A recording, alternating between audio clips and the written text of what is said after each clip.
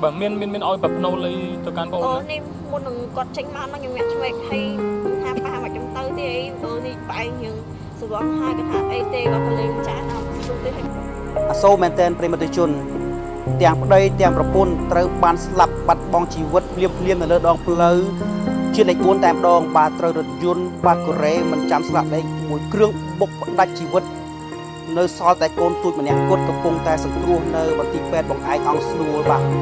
នៅស្រុកអង្គស្នួលខេត្តកណ្ដាលនេះតែម្ដងឥឡូវនេះសពរបស់បងស្រីបងប្រុសដែលបានស្លាប់បាត់បង់ជីវិតនេះគឺតម្កល់នៅលើរថយន្តបាទសមួយពេទ្យតែម្ដងកំពុងតែបាទទំនាក់ទំនងទៅរកសាច់ញាតិដើម្បីឲ្យគាត់មកទទួលសពយកទៅធ្វើបុណ្យតាមប្រពៃណីបងប្អូនដែលកំពុងតែទស្សនាក្នុងការផ្សាយសូមជួយ share បាទចែករំលែកព័ត៌មាននេះម្នាក់មួយផង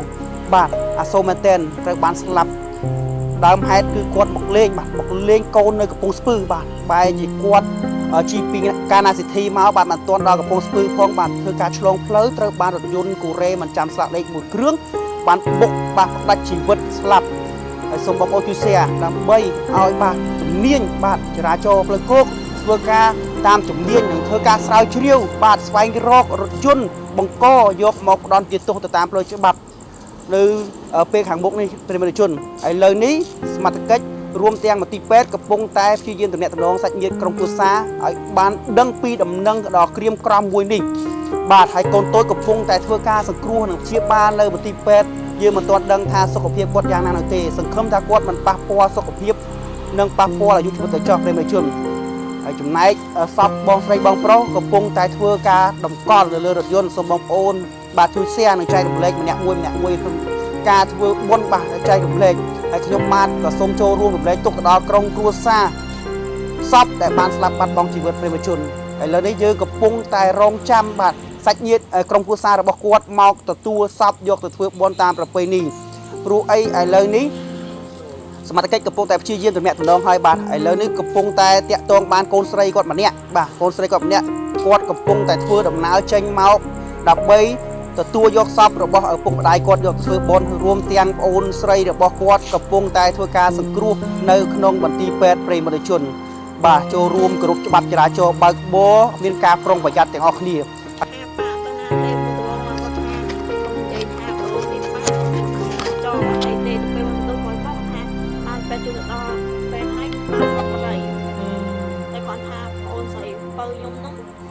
គ្រោះថ្នាក់បែកក្បាលបែកអីហ្មង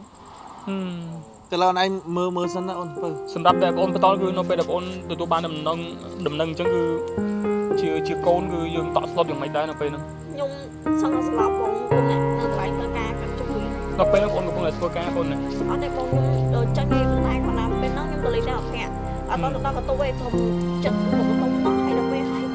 នេះបងនឹងតែមកចឹងបើមានឲ្យបបណូលអីទៅកាន់បងនេះមុននឹងគាត់ចេញមកខ្ញុំញាក់ឆ្វេងហើយ